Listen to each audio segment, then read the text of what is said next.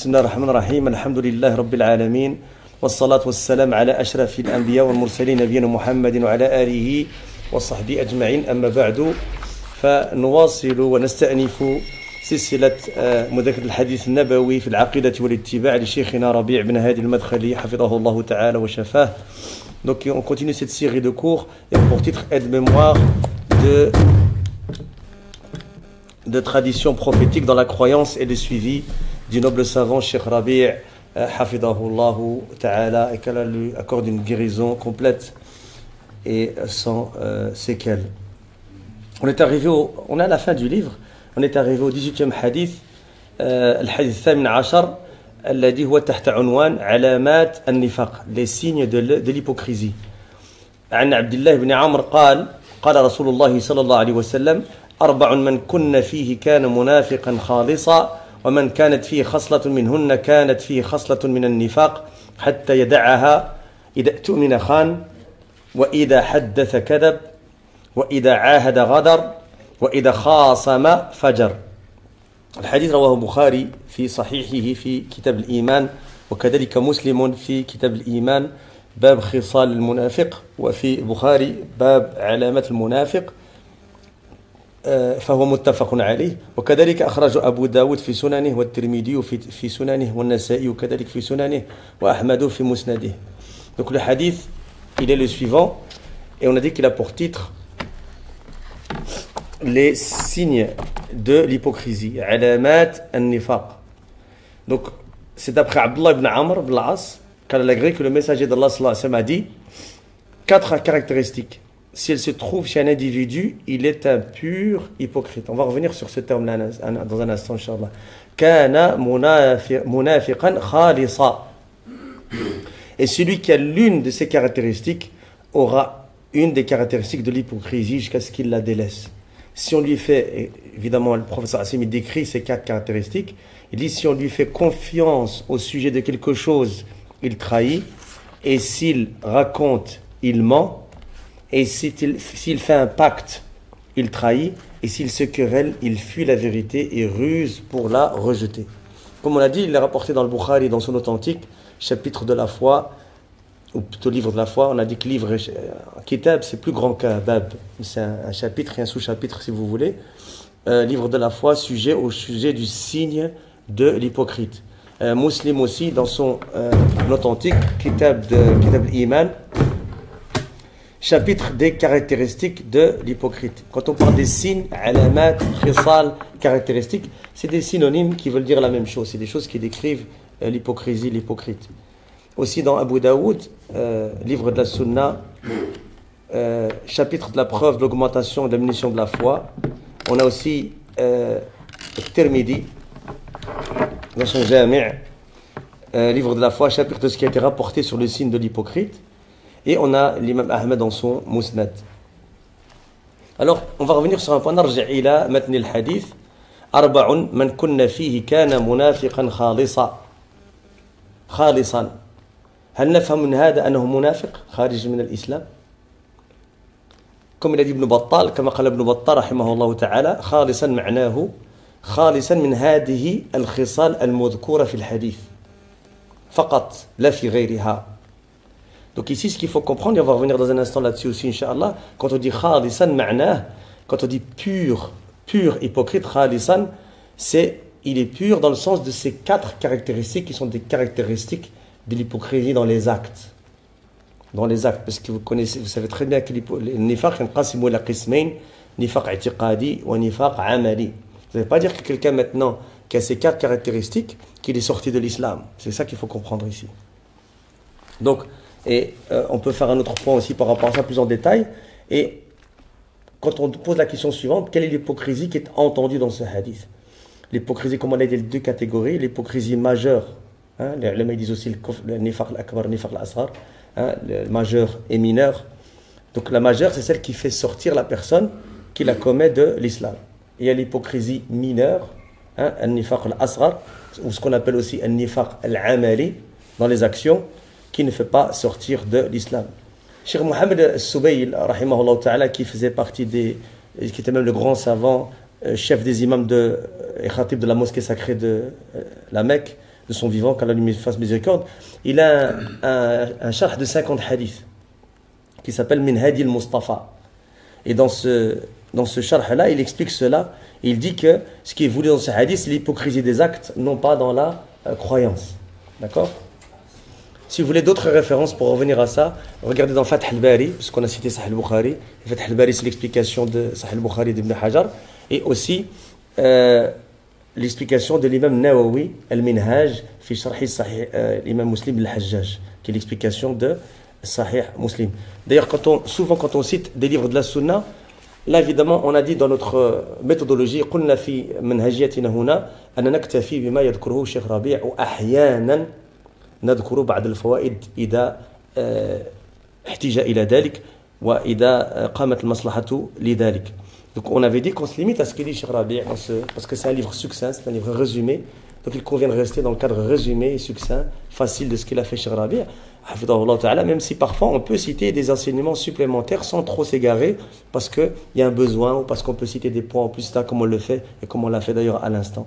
Maintenant, un talib ilm, comment est-ce qu'il construit? كيف يكون ويقوي نفسه طالب العلم يرجع إلى المراجع المذكورة. Donc par exemple maintenant toi en tant que le hadith dans Sahih al-Bukhari, eh bien tu sais que une des explications que tu connais de Sahih al-Bukhari, c'est Fath al-Bari. Donc tu peux aller lire qu'est-ce qu'il a dit Ibn Hajar dans le cadre de ce hadith.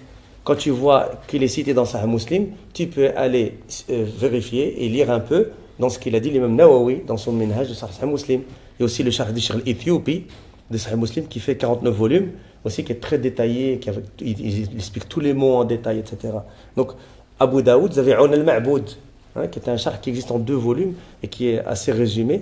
Il existe en grand format, mais vous pouvez le trouver en petit format, etc. Vous pouvez trouver aussi des shuruh de Tuhfat al-Ahwadi, de Tirmidhi, etc., etc. C'est-à-dire que quand on lit comme ça, on prend des fawaïd en plus, etc. Même si on est encore peut-être débutant, comme Ma'alish, on lit, on apprend à chercher dans les livres, on apprend à trouver les hadiths dans les livres, on apprend à retourner aux sources dans lesquelles nos ulama retournent, surtout dans le cadre qu'on a déjà un charh d'un savant, etc. Ça nous permet peut-être de comprendre certaines choses, de prendre certaines fawaïd qu'on peut collecter comme ça en lisant. Donc il a dit ici, et on parle maintenant du rawi du hadith, من هو الراوي قال عبد الله بن عمرو بن العاص القرشي السهمي أبو محمد وقيل أبو عبد الرحمن أحد السابقين المكثرين من الصحابة وأحد العبادلة الفقهاء وكان من العلماء العباد مات سنة 68 هجرية. Qui est le narrateur du hadith? Eh bien c'est le noble compagnon Abdullah ibn Amr ibn al-As al-Qurashi al-Sahmi Abu Muhammad, et il est dit aussi Abu Abdirrahman, l'un des premiers musulmans et de ceux qui rapportaient beaucoup d'ahadiths parmi les compagnons du prophète alayhi salatu wassalam, et l'un des ce qu'on appelle Abadila al-Fuqaha, les Abdullah juristes. Il faisait partie des savants fervents dans leur adoration. Il est décédé en l'an 68 de l'Hégire. Maintenant l'explication de certains mots de vocabulaire du hadith. بعد مفردات الحديث النفاق. ما هو النفاق؟ مخالفة الباطن للظاهر. من ici هنا الشيخ يذكر المعنى اللغوي. المعنى اللغوي يعيننا على فهم المعنى الشرعي الاصطلاحي. Donc toujours quand on a une explication des terminologies, on a l'explication dans le sens linguistique du terme et dans le sens religieux, dans le jargon des ulama de ce terme-là. Et l'explication linguistique, le sens linguistique, il nous permet de comprendre mieux le sens religieux et le jargon religieux de nos savants. Donc d'où il vient ici, من حيث اللغة من نافقة اليربوع وهي إحدى جحره يكتمها ويظهر غيرها. النفاق, ce que nous on traduit en général par l'hypocrisie, النفاق, ce qui est intérieur ne correspond pas à l'extérieur. Et c'est la caractéristique de l'hypocrite, celui le vrai hypocrite. On parle ici de l'hypocrisie qui fait que la personne n'est pas un musulman. Eh bien, il cache yubtinu al-kufra wa yudhiru al-islam. C'est-à-dire qu'il cache intérieurement, c'est un kafir. Mais il montre l'islam pour se protéger. Parce qu'il vit peut-être parmi les musulmans, etc. Il veut se protéger et bénéficier de ce que bénéficient les musulmans. Mais intérieurement, il est hypocrite. Nous, on ne peut pas le savoir, évidemment, parce que c'est quelque chose d'intérieur, mais Allah Azza wa Jal, subhanahu wa ta'ala, le sait. Et donc ici, il a dit ce qui est intérieur ne correspond pas à l'extérieur. Ça, c'est le sens linguistique. Et ça vient de quoi? C'est quoi son origine? L'asl, c'est le terrier du Yarbour. L'yarbour, c'est en français la gerboise. C'est un petit rongeur à pattes antérieures, très courtes, et il a des pattes postérieures qui sont très longues. Et une queue aussi qui est très longue, d'accord? Donc, cet animal-là, eh bien, il a dans un de ses trous terriers qu'il cache alors qu'il montre autre chose. C'est ce qui fait l'hypocrite. Il montre qu'il cache quelque chose, il cache le kufr, et il montre l'islam. Donc, c'est de là que vient le mot nifaq. Ensuite, il dit, Cheikh Rabi', le deuxième terme, il dit al-ghadr. ما هو الغدر؟ يعني من الخصال الأربعة التي ذكرها رسول الله صلى الله عليه وسلم في هذا الحديث الغدر. Donc, une des caractéristiques qu'il a citées, c'est le ghadr, et c'est quoi? C'est tarkul wafa'i bima ahada alayhi. C'est donc ici, le ghadr, ne pas s'acquitter de ce qu'on a promis, ce à propos duquel on fait un pacte. Donc ici, on voit qu'il y a des choses qui peuvent être très dangereuses. C'est quand on... Évidemment, le but, ما هي الفائدة من مدارسة هذا الحديث؟ أن نفهمه ونفهم الفوائد المأخوذة التي استخرجها الشيخ ربيع حفظه الله تعالى غيره من أهل العلم ثم نطبق ذلك أو هنا في هذه الخصال نتجنب هذه الخصال الأربع. C'est-à-dire que ce qui convient ici, c'est quoi le but de voir ce genre de hadith? Eh bien, c'est de comprendre le hadith, de comprendre les enseignements qui sont tirés par les gens de science, en l'occurrence Cheikh Rabi' et d'autres ulama, et une fois qu'on connaît ces quatre caractéristiques, eh bien, c'est de s'en écarter. D'accord? Et on va le voir pourquoi. Eh bien, la première, c'est le ghadr. Ne pas s'acquitter de ce qu'on a promis. Ce à propos duquel on a fait un pacte. ثانيا المخاصمة المنازعة. Troisième terme ici, المنازعة أصلها من خصم الشيء أي جانبه وناحيته فكل من المتخاصمين في جهة. Ce qu'on appelle le mukhasama, ce qu'on peut traduire en français par la dispute, le mukhasama, son origine vient de khasmu shay. Quand on est en dispute, pourquoi on appelle la dispute le mukhasama en arabe? Parce que ça vient de khasmu shay, c'est-à-dire l'extrémité, le bord d'une chose. Quand on dit khasmu shay, c'est l'extrémité, le bord d'une chose. Parce que quand les gens sont en dispute, ils sont tous les deux à une extrémité. C'est de là que ça vient le mot dispute. D'accord? Car chacune des deux parties lors d'une dispute est de son côté. Et c'est pour ça que justement, quand on veut faire islah dat al-bayn, quand on veut réconcilier les gens, on essaie de rapprocher les gens et de ramener les uns vers les autres, etc. Et c'est une grande ibada auprès d'Allah subhanahu wa ta'ala que de faire cela, d'essayer de réconcilier les gens. Et c'est parmi les rares situations où il est autorisé de mentir. يعني من الأمور القليلة التي يجوز فيها الكذب إذا كنت تريد أن تصلح بين أخوين. إصلاح ذات البين. Tu peux dire, Akhi, il t'aime beaucoup, il dit beaucoup de bien de toi, il regrette, et tu vas chez tu fais subhanallah, il est triste, pour rapprocher les cœurs. Tu peux faire ça, c'est autorisé de faire ça. Pourquoi? Parce qu'il y a une maslaha et parce que c'est légiféré de le faire. Donc ici, on a expliqué le mot mukhasama et d'où il vient dans le sens linguistique. Al-fujur maintenant, dévier de la vérité. Al-mail anil haqq al-ihtiyal fi raddihi. وأصله من الفجر. On a déjà vu dans un cours précédent c'était quoi le fajr? وهو شق الشيء شقا واسعا والفجور فتن في الدين. الفجور c'est quoi? C'est dévier de la vérité et ruser pour la rejeter. Son origine vient de al-fajr. C'est quoi le fajr? On a déjà vu dans le fujur dans un des hadiths précédents. Et c'est fissurer quelque chose d'une large fissure. Et al-fujur, ce sont des fitan dans la religion. Al-khiyana, ما هي الخيانة؟ فسرت هنا بأنها التصرف في الأمانة بغير وجه شرعي كبيعها أو جحدها أو انتقاصها أو التهاون في حفظها. Qu'est-ce que c'est al-khiyana? Littéralement, en français, on peut traduire ça par une trahison. Kha'in, quelqu'un de kha'in. Kha'in. C'est le même mot d'ailleurs que les meshayikh ils utilisent quand quelqu'un trompe sa femme. La mariée trompe son... quelqu'un de kha'in, ou de kha'ina. Quelqu'un qui trahit, qui trompe. D'accord? On appelle al-khiyana. C'est expliqué ici par le fait de se comporter avec un dépôt d'une manière non légiférée, comme de le vendre. Quelqu'un te donne un dépôt, quel qu'il soit. Et on va voir, le dépôt, c'est très large en islam. Ou de le renier, dire non, tu m'as rien donné. Ou de s'en moquer, de ne pas faire attention, de ne pas prêter attention, ou d'être négligent dans sa préservation. D'accord? Et on va voir que ça entre même dans les umur qui sont les umur, matalan, asrar. أو مثل الأمور التي يذكرها لك أخوك وهو يثق بك فيها وأنت تفشوها للناس. Par exemple, si ton frère te dit un secret, des choses tout simplement dans un majlis, d'ailleurs al-majalis bil-amana, quand on est assis dans un majlis, il est interdit, sauf des cas précis, Parce qu'il y a une maslaha shar'iyya de dire ce qui s'est passé dans ce majlis et de rapporter ce qui s'est dit dans ce majlis.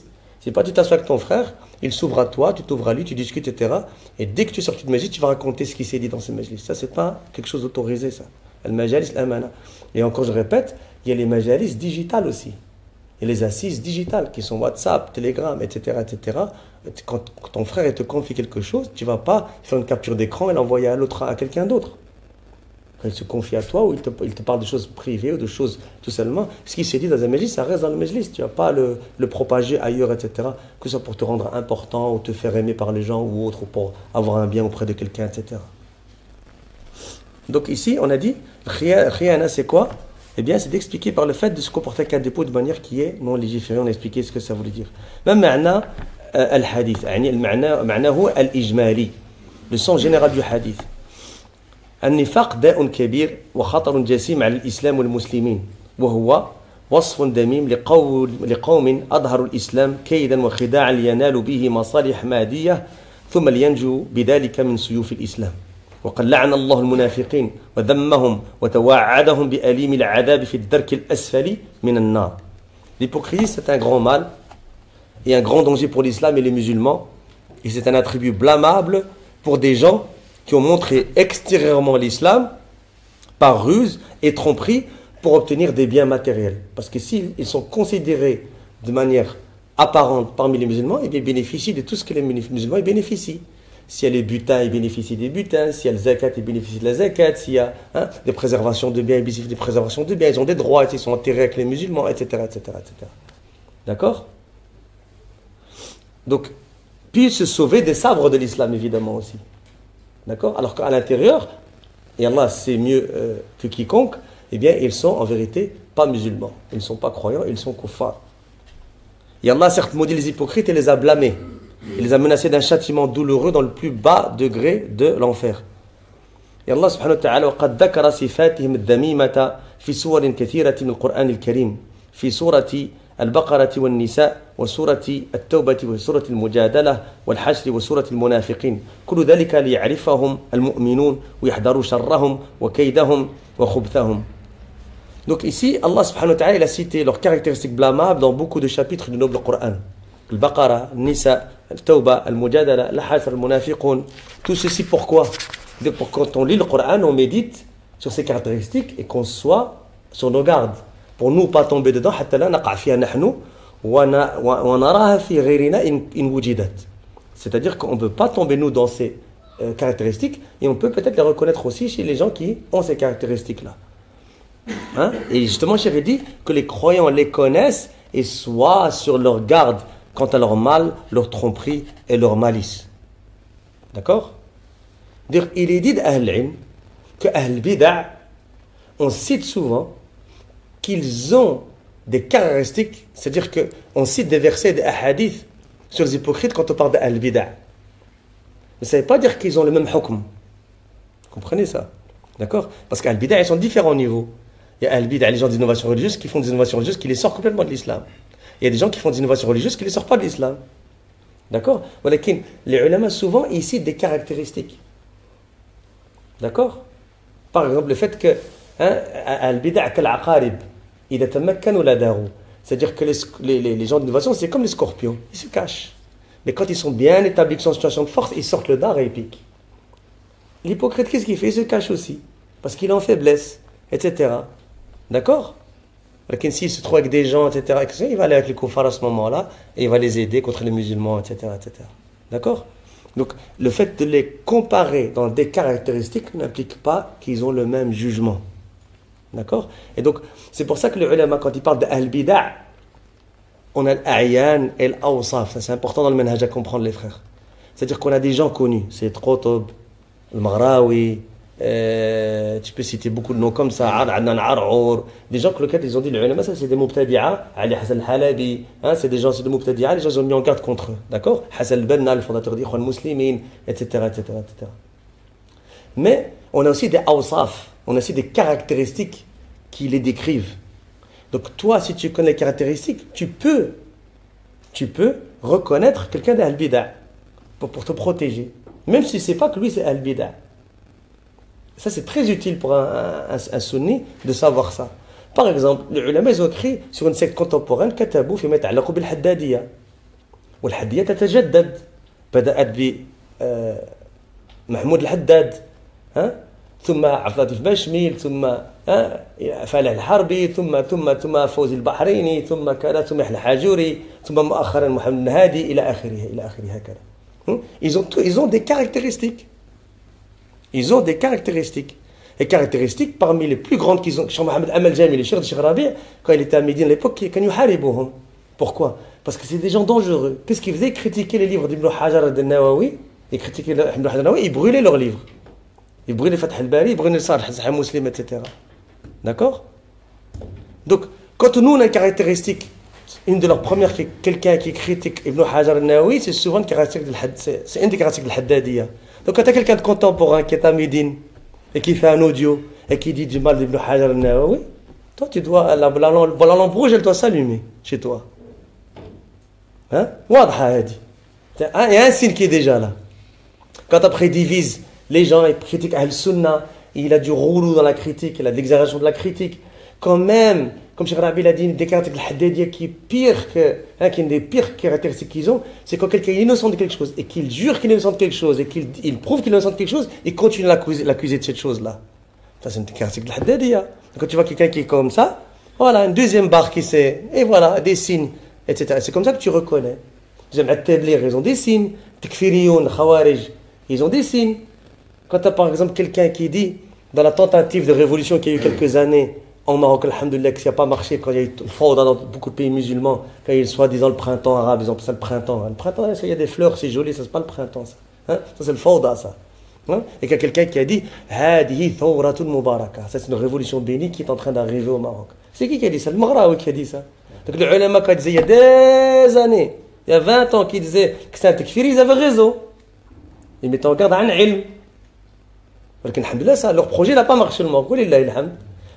Là, on a des caractéristiques. On ne peut pas dire non, le Maghraoui, c'est pas grave, il a dit ça, non, on commence à. Non, ça c'est kalam mukhalif usul Ahl-Sunnah al-Jama'a.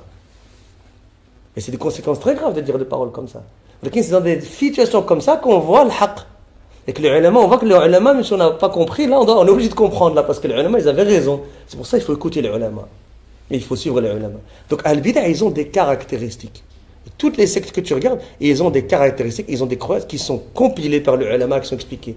Cheikh Hamoud al-Tuwijri, rahimahullah, il a un gros volume comme ça que sur Jam'a al-Tabligh. Hamoud al-Tuwijri, rahimahullah, il a appelé le Qawl al-Baligh fi al-Tahdiri min Jam'a al-Tabligh. Donc il faut lire ce genre de livre-là pour que tu connaisses les caractéristiques de ces gens-là, pour que tu puisses te préserver à toi et éventuellement faire nasiha à quelqu'un qui ne connaît pas, etc., etc., etc. Donc on revient ici au sujet du cours. On a dit que on doit être sur nos gardes quand on connaît les caractéristiques hypocrites. Et le noble messager d'Allah a décrit dans ce hadith 4 de leurs caractéristiques et leurs signes évidents. On va rentrer plus dans le hadith en détail. وقد بين الرسول الكريم صلى الله عليه وسلم في هذا الحديث 4 من صفاتهم وعلاماتهم البارزة.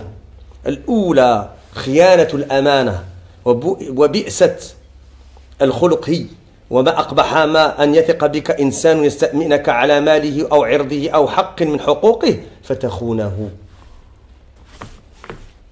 Le premier signe, la trahison dans le dépôt qui a été confié. Et quel mauvais comportement que celui-ci. Quelle mauvaise chose que quelqu'un te fasse confiance et te confie son argent ou son honneur ou un droit parmi ses droits. Et toi, qu'est-ce que tu fais après cela? Eh bien, tu le trahis. Par exemple, on va donner un cas concret. أنت تجلس بين زوج أو زوجة. هم طلبوا منك أو طلب منك أن تجلس بينهما لتصلح بينهما. Tu as par exemple quelqu'un qui te demande, un frère qui te dit viens, Allah yajzik bi khair, j'ai un problème grave à la maison, est-ce que tu peux venir parce que j'estime que tu es capable de venir faire une médiation. Et toi tu viens, qu'est-ce que tu vas entendre? Tu vas entendre des choses très privées. Des choses qui sont asrar, des gens qui doivent censés rester dans la maison, peut-être même dans la chambre.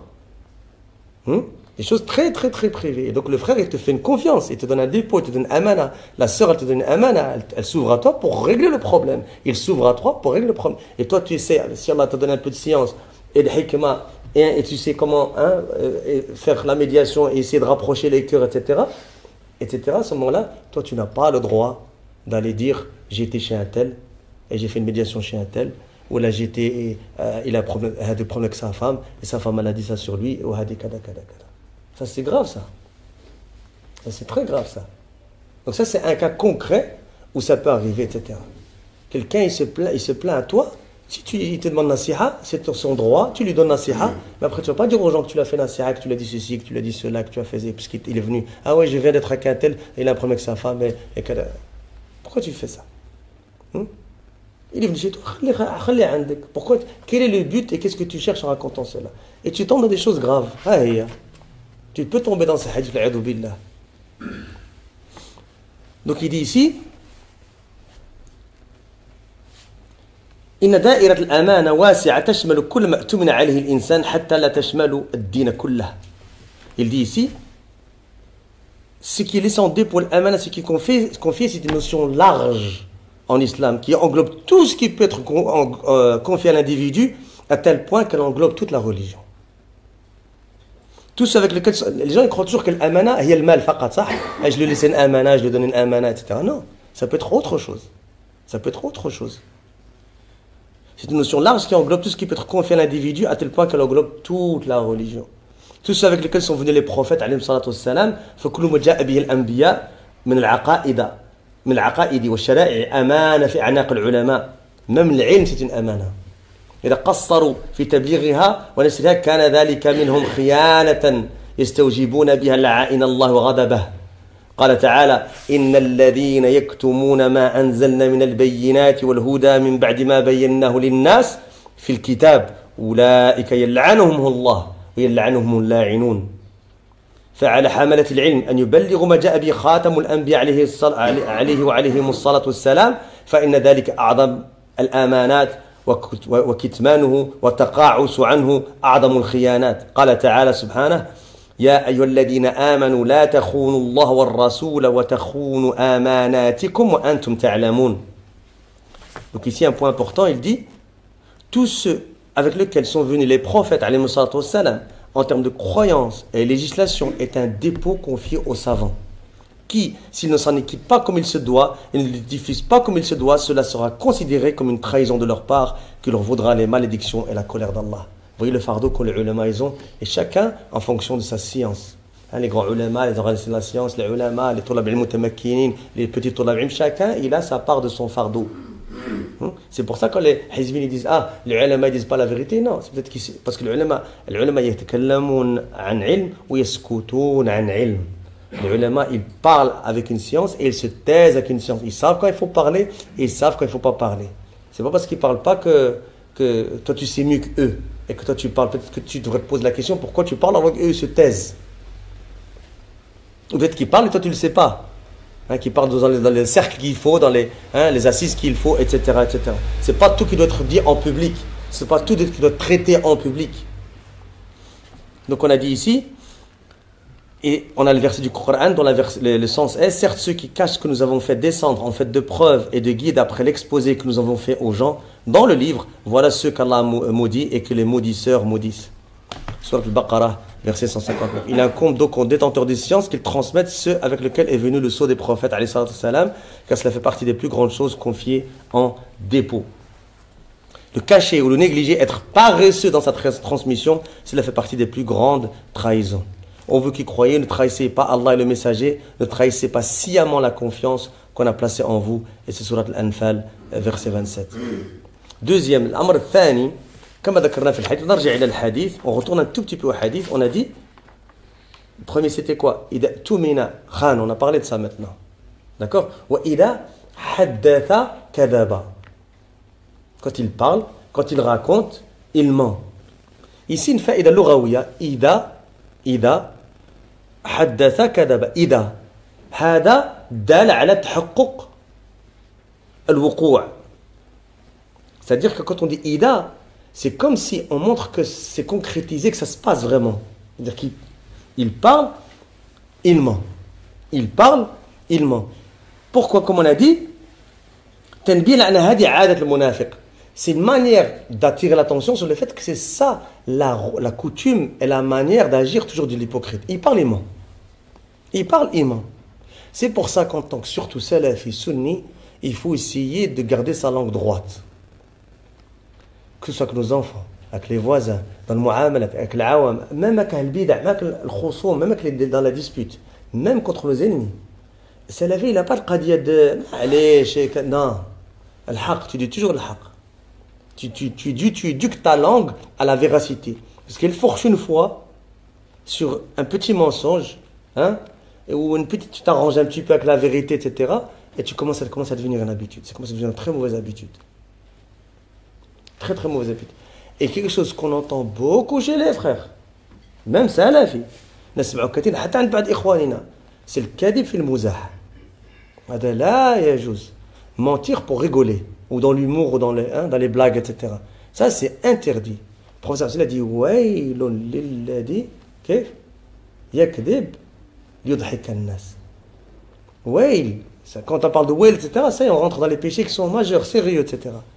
C'est pour celui qui ment pour faire rire les gens. Le hadith, il est clair.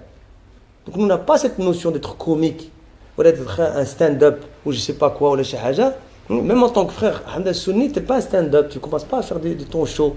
Ou bien, par exemple, tu es assis avec des frères et tu dis non, mais je rigole, etc. Qu'est-ce que tu rigoles? Que des petits pour rigoler. C'est-à-dire que rigoler, pour toi, c'est plus important que d'être sadiq. C'est ça en vérité. Parce que c'est quoi le résultat? Tu as fait rigoler les gens. Ils ont rigolé, c'est bien. Ils ont rigolé, peut-être sur toi. Hein? Ils ont rigolé à cause de toi et toi, tu as pris un péché. Ou peut-être qu'ils ont pris un péché parce qu'ils ne t'ont pas fait la remarque aussi. Ça, il ne faut pas hésiter. Quand quelqu'un il ment pour rigoler, tu lui fais khitaqillah. Hadala yajuz. Barakallahu fik. Il ne faut pas rigoler. Ça, c'est des choses qu'on peut avoir comme habitude et peut-être on ne s'en rend même pas compte. Parce qu'on est trop habitué, justement. Et d'où dire nasiha, c'est bien de se faire nasiha et c'est bien d'essayer de se corriger. On peut rire, le professeur, il plaisantait parfois, hein, avec les règles, toujours avec la vérité, etc. etc. D'accord? J'avais fait une petite image avec Sherzid, il avait expliqué les différentes conditions pour pouvoir rire avec quelqu'un, etc. Première condition, c'est qu'ils le prennent pas mal déjà. Hein? On n'a pas ce truc-là de qassar toute la soirée sur un frère alors que les autres ils sont en train de rigoler, mais ce qu'il lui patiente, il dit rien, et tout le monde est en train de rigoler sur son dos. Ça n'existe pas chez nous, ça. Donc on continue ici. قال الأمر الثاني الكذب في الحديث فإنه أساس النفاق وهو من أقبح الأخلاق فإن الأمم كلها تحترم الصدق وتمقت الكذب وتحتقر صاحبه فاحرص أن تكون مع الصادقين في أقوالهم وأفعالهم وابتعد عن الكذب والكذابين فإنه من صفات أحط البشر وهم المنافقون كما في هذا الحديث وانظر إليهم وقد قامت ديانتهم على الكذب وكيف فضحهم الله وكشف عوراتهم قال تعالى إذا جاءك المنافقون قالوا نشهد إنك لرسول الله والله يعلم إنك لرسوله والله يشهد إن المنافقين لكاذبون اتخذوا أيمانهم جنة فصدوا عن سبيل الله إنهم ساء ما كانوا يعملون من سورة المنافقون. On a dit ici le mensonge dans la narration car c'est la base de l'hypocrisie et cela fait partie des pires comportements parce que qu'est-ce qu'il fait l'hypocrite? Il ment, il cache et il montre autre chose. Il cache une chose et il montre son contraire. C'est un mensonge. Toutes les communautés respectent la véracité. Même les kuffars, ils n'aiment pas les menteurs. Quand un kafir dit à un autre, t'es un menteur, c'est une insulte. C'est une critique, ça, c'est pas quelque chose de positif. Même chez les kuffars, il n'a pas de parole, il n'a pas de confiance, c'est un menteur. Il ne faut pas écouter ce qu'il dit. D'accord? Il n'a pas de confiance. Sa narration, elle n'est pas acceptée. Même chez les kuffars. Toutes les communautés respectent la vérité et exècrent et détestent le mensonge et dénigrent le menteur. Désire ardemment, donc mon frère, Cheikh El Rabi', être parmi les véridiques dans les paroles et dans les actes. Parce que ce n'est pas que dans les paroles la véracité, c'est aussi dans les actes. Car le mensonge fait partie des caractéristiques des pires des gens et ce sont les hypocrites comme dans ce hadith. Regardez-les, leur pratique de la religion est basée sur leur mensonge, sur le mensonge et comment Allah subhanahu wa ta'ala les a exposés et les a mis au grand jour. Il a dit subhanahu wa ta'ala, dont le sens est, quand les hypocrites viennent à toi, ils disent, nous attestons que tu es certes le messager d'Allah. Allah sait que tu es vraiment son messager et Allah atteste que les hypocrites sont assurément des menteurs. Ils prennent leur serment pour bouclier et obstruent le chemin d'Allah. Quelle mauvaise chose que ce qu'ils faisaient. Surat al-Munafiqun, versets 1 et 2. Troisième chose dans le hadith, l'amr al-thalith al-madhkur fi al-hadith, wal-khisla al-thalitha, خلف الوعود أو نقض العهود والغدر وذلك من أشنع الأخلاق وأرذلها وكفى به شر أن يكون من عواقبه مرض النفاق أو مرض النفاق قال تعالى فأعقبهم نفاقا في قلوبهم إلى يوم يلقونه بما أخلفوا الله ما وعدوه وبما كانوا يكذبون فاحذر من الانحدار إلى هذا الخلق الحقير واحرص على الوفاء بالوعد واحترم العهد حتى تكون من أولي الألباب الذين يوفون بعهد الله ولا ينقضون الميثاق. Troisième point ici, troisième caractéristique à éviter absolument, ne pas respecter la parole donnée. Tu donnes ta parole à quelqu'un, حتى مع ابنك, حتى مع بنتك, حتى مع أولادك, حتى مع زوجتك. Tu as donné une parole, tu as promis quelque chose, le wafa. Le wafa, tu dois tenir à ta parole, tu dois tenir à ta promesse.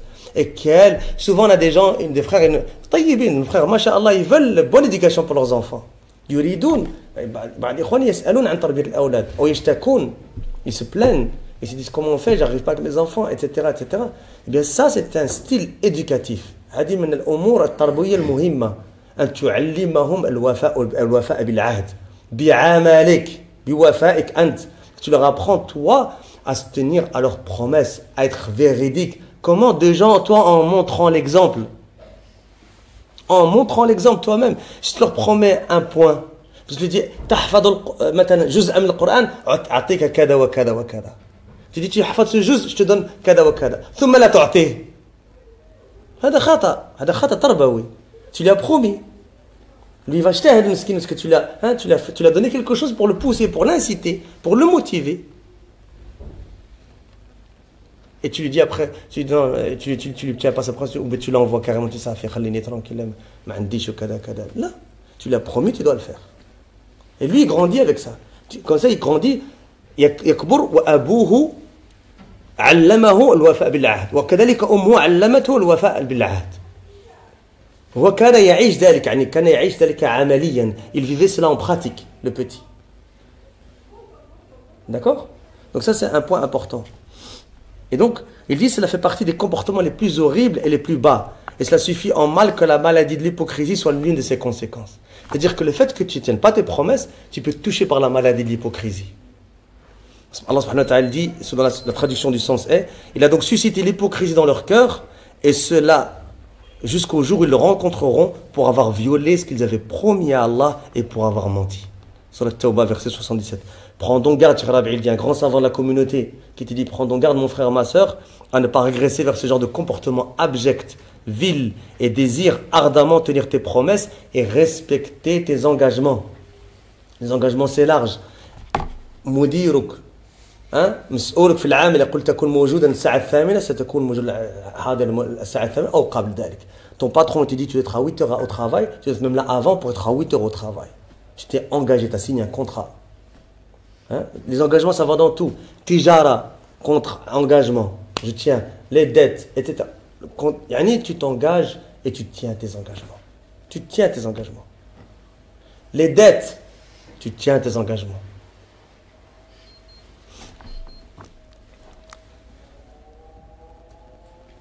Prends donc garde à ne pas régresser vers ce genre de comportement abject, vil et désire ardemment tenir tes promesses et respecter tes engagements pour que tu fasses partie des gens doués d'intelligence, de ceux au sujet desquels Allah subhanahu wa ta'ala a dit الذين يوفون بعهد الله ولا ينقضون الميثاق, ceux qui remplissent leur engagement envers Allah et ne violent pas le pacte.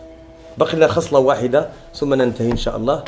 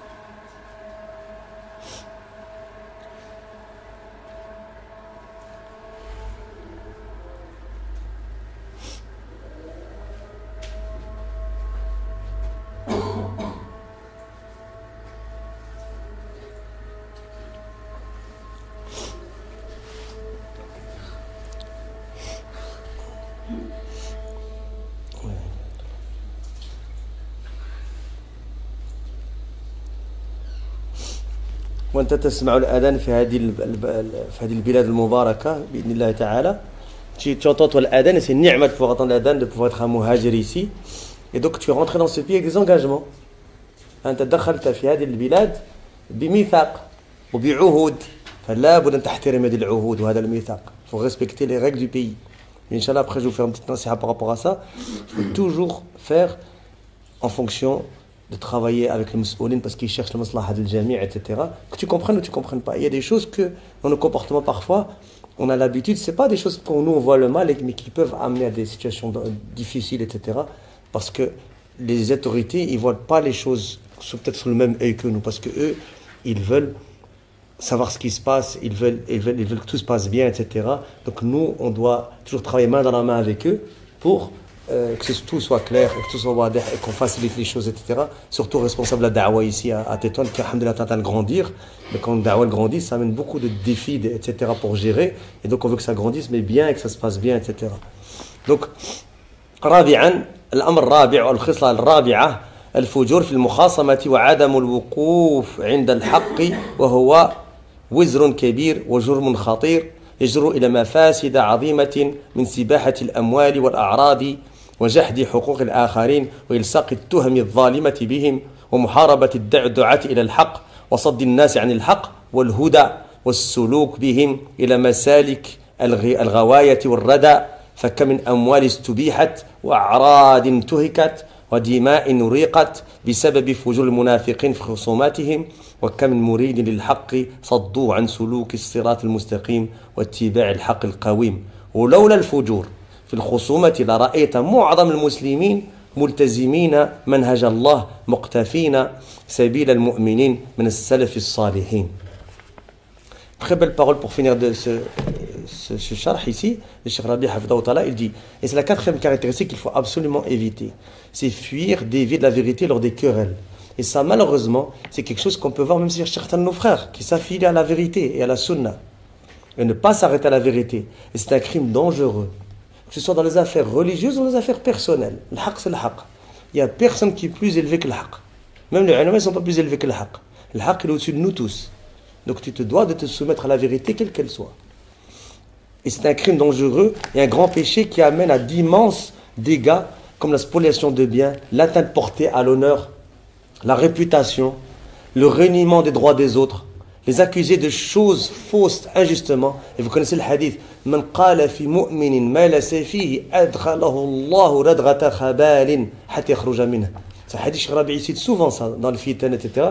Celui qui dit sur un croyant quelque chose qui n'est pas vrai sur lui, Allah le fait rentrer dans Radrat Khabal. Radrat Khabal, c'est le pu des gens de l'enfer. Jusqu'à ce qu'il sorte de ce qu'il a dit. Et Cheikh Rabi, il dit Hada Antan, c'est l'endroit le plus nauséabond de Nar. Le pu des gens de l'enfer. Parce que tu as dit une parole qui est fausse sur ton frère ou sur ta sœur. Et Cheikh, il dit les accuser de choses fausses, injustement, combattre les prédicateurs qui appellent à la vérité, détourner les gens de la vérité, de la guider, les faire prendre les chemins de l'égarement et de la perte. Combien de gens ont-ils été spoliés? Combien de réputations ont-elles été lésées?